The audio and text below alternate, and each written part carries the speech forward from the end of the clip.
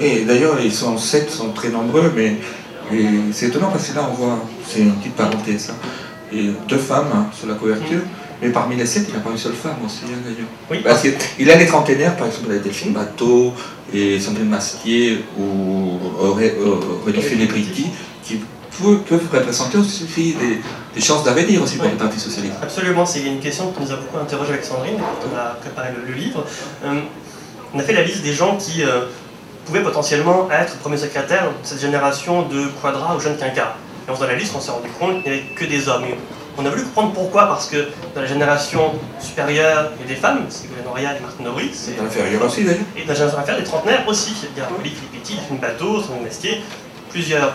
Et en réalité, ce qu'il faut comprendre plusieurs choses. C'est que dans une situation d'opposition pour le Parti Socialiste depuis beaucoup d'années, pour une femme, c'est beaucoup plus difficile d'accéder à la parole publique et à l'audience. Il faut être ancienne ministre, comme Ségolène Royal, Martine Aubry ou Elisabeth Guigou. Et c'est quelque chose que des gens qui ont 40 ans ou peut-être aujourd'hui n'ont pas par définition, puisqu'ils n'ont pas pu devenir ministre quand Lionel Jospin était à Matignon. Donc les femmes qui ont 40 ans aujourd'hui au PS n'ont pas cette clé d'entrée, donc elles sont toujours victimes de cette discrimination. Donc il y a cet élément-là qui compte, et il y en a un autre sans doute qui est plus subliminal, c'est-à-dire que après les années 70, toute une génération de femmes ont pu accéder aux responsabilités grâce à la percée féministe. C'était porté par ça. D'autres, plus jeunes, accèdent aux responsabilités à l'Assemblée grâce à la parité. Mais finalement, dans le temps intermédiaire, les femmes n'avaient pas ces opportunités-là et ce moyen d'accès. Ce qui fait qu'aujourd'hui, effectivement, parmi les quadras qui sont en tête de pont dans les courants du Parti Socialiste, en situation de pesée, il n'y a pas de femmes. Mais d'ailleurs, à propos des femmes, et une des 2 femmes qu'on voit dans la couverture de Martine Aubry, on s'aperçoit très bien qu'en politique, rien n'est jamais définitif.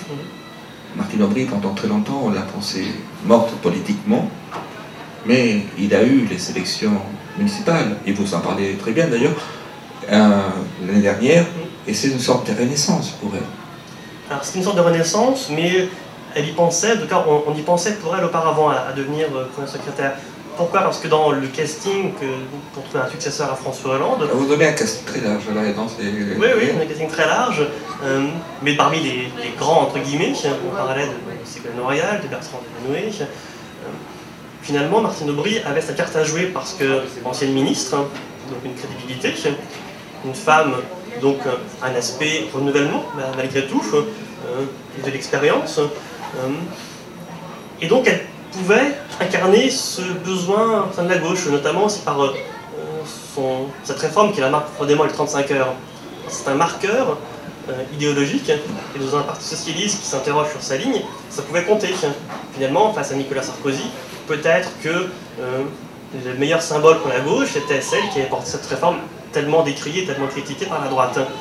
Donc finalement, en subliminal, c'était possible. Mais avant de pouvoir effectivement y songer, elle qui n'a pas ou très peu d'appui au sein du parti, elle devait marquer un moment. Et ce moment, c'était pour elle les élections municipales. Où là, elle a montré son ancrage territorial à Lille, où elle a été assez critiquée, notamment par Pierre Mauroy, qui allait devenir en 1995 déjà. Et elle réussit à se faire réélire avec un score très large. Donc elle montre cette popularité qu'elle aussi elle peut avoir. Et c'est à partir de là que des gens qui, au Parti Socialiste, n'avaient pas de champion à supporter ou à soutenir, comme les gens qui étaient favorables à Dominique Strauss-Kahn, parti FMI, ou à Laurent Fabius, en pensant bien que la page se tourne pour lui, finalement ces gens-là se sont tournés vers la solution Martine Aubry pour éviter aussi bien Bertrand Delanoë que Ségolène Royal. Et d'ailleurs, c'est tout à fait important au niveau chronologique de voir aussi comment les partis socialistes peuvent évoluer et comment les circonstances aussi historiques peuvent faire évoluer, et la conjoncture aussi. Là, par exemple, on parlait de Martine Aubry, on a parlé tout à l'heure de la crise économique, mais les socialistes réagissent de façon très différente, et parfois ils sont un peu à contre-temps. Bertrand Delanoë, par exemple. Bertrand Delanoë, il écrit un livre il n'y a pas longtemps, où il y a un gros mot sur la couverture, c'est le mot libéral. Et on a l'impression qu'à ce moment-là, il a été plombé par ces mots-là simplement avant ces élections-là parce qu'il avait utilisé ces mots-là. Et d'ailleurs, ce n'est pas tout à fait l'essence du libéralisme économique qu'il voulait exprimer, c'était autre chose. Mais il a été plombé par ça. Oui, quand il sort ce livre qui s'appelle De l'audace au printemps dernier, il fait un pari qui veut dire que lui aussi peut faire bouger des lignes, un peu comme Ségolène Royal l'avait fait durant la primaire. Et pour ça, il décide d'assumer ce qu'il est profondément, c'est-à-dire un social-libéral, sans que c'est de référence à un libéralisme ultra et pur et dur. Et donc, dans ce livre d'entretien, il se définit comme libéral politiquement, parce qu'il est favorable au mariage gay, il est favorable à l'adoption pour les homosexuels, il est favorable au droit à l'intimité, à l'euthanasie. Donc il lâche ce mot qui est tabou effectivement au sein du Parti socialiste. Et il crée une grande polémique, puisque ses adversaires, notamment Ségolène Royal, avec honnêtement beaucoup de mauvaise foi, s'en saisit pour l'accuser justement de libéralisme, de parti pris de libéralisme économique.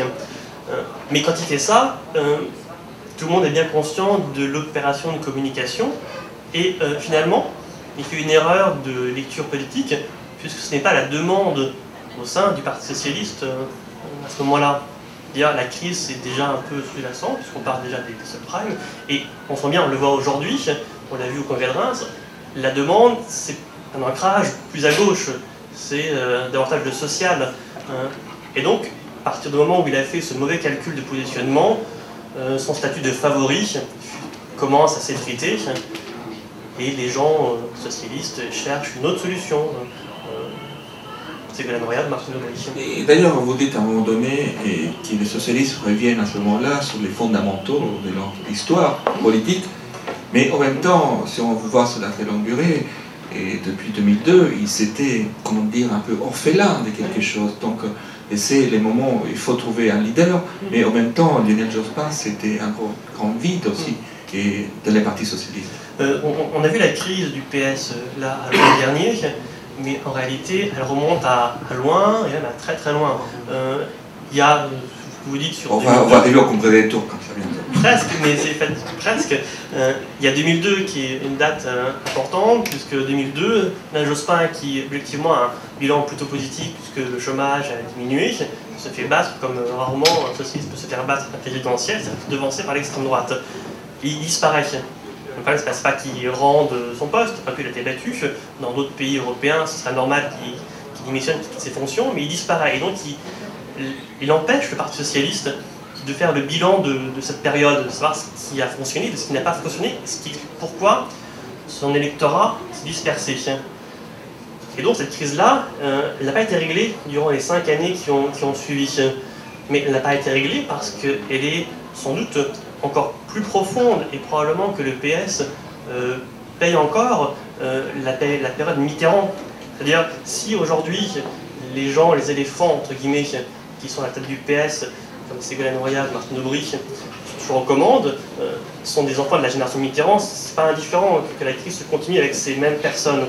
Alors, qu'est-ce qui se passe sous Mitterrand ? En 80, il est élu sur un programme très ambitieux, qui génère beaucoup d'espoir, et en 83, il déçoit énormément en assumant un virage plus orthodoxe. La parenthèse. La parenthèse.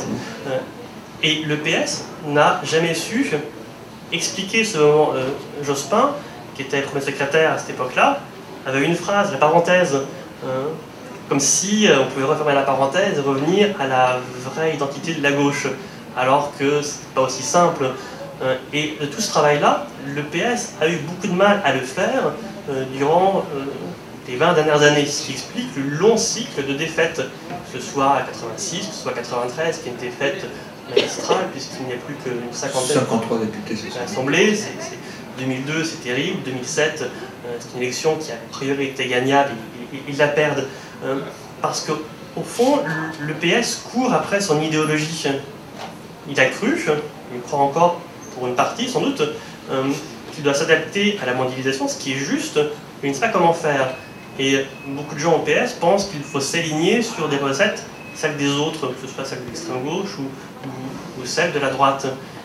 Le PS n'a pas encore su, alors que dans d'autres pays d'Europe, on a fait ce travail d'une certaine manière, faire émerger sa propre doctrine, sa propre vision de la mondialisation et de ce que c'est qu'être de gauche dans un environnement mondialisé où l'État perd ses moyens d'action